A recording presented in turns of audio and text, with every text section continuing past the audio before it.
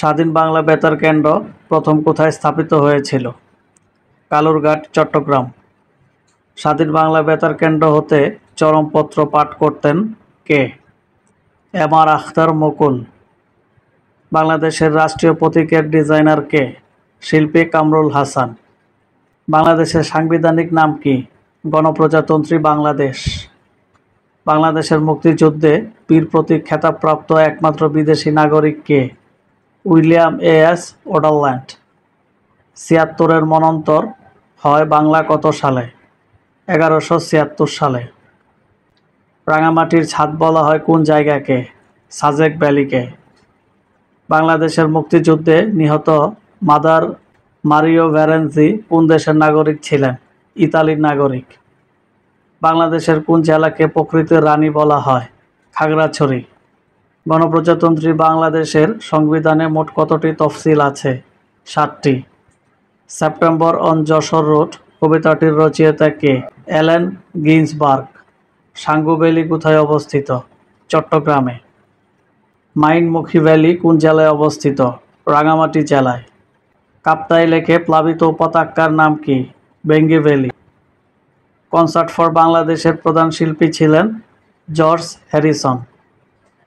পাহাড়ি কন্যা বলা হয় বাংলাদেশের কোন জেলাকে? বান্দরবান। ১৯৭১ সালে মুক্তিযুদ্ধের সময় জাতিসংঘের মহাসচিব কে ছিলেন? উ থান্ড। বাংলাদেশের মুক্তিযুদ্ধের সময় আমেরিকার প্রেসিডেন্ট ছিলেন রিচার্ড নিক্সন। বাংলাদেশের ফুসফুস বলা হয় কাকে? সুন্দরবনকে। বাংলাদেশের মুক্তিযুদ্ধের সময় ভারতের প্রধানমন্ত্রী কে ছিলেন? ইন্দিরা গান্ধী। বাংলাদেশ সশস্ত্র বাহিনী দিবস কবে?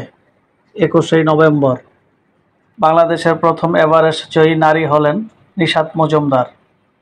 পদ্মা নদীর উৎপত্তিস্থল কোথা হতে? গঙ্গোত্রী হিমবাহ। ঢাকা বিশ্ববিদ্যালয় প্রতিষ্ঠিত হয় কত সালে? ১৯২১ সালে। মাটির দেশ নামে পরিচিত কোন দেশ? বাংলাদেশ। বলিশিরা ভ্যালি কোন জেলায় অবস্থিত?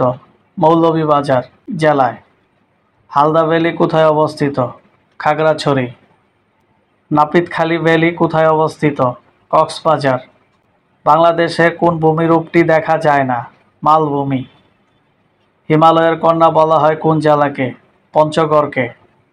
বাংলাদেশের আমাজন বলা হয় সিলেটের রাতারগুল বনকে।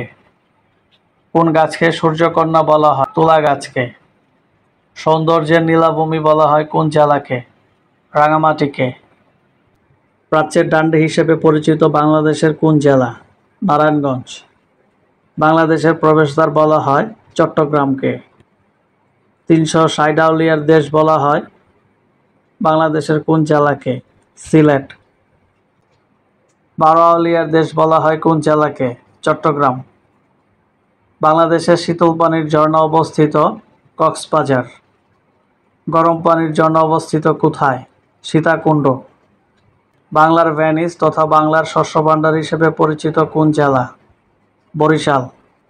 বাংলাদেশের দ্বীপের রানী বলা হয় ভোলা জেলাকে। গণপ্রজাতন্ত্রী বাংলাদেশের সর্বোচ্চ আইন কি? সংবিধান। বাংলাদেশের সংবিধানে কয়টি ভাগ বা অধ্যায় আছে? ১১টি। গণপ্রজাতন্ত্রী বাংলাদেশের সংবিধানের কতটি অনুচ্ছেদ আছে? ১৫৩টি। বাংলাদেশের প্রকৃতির কন্যা বলা হয় সিলেটের জাফলংকে।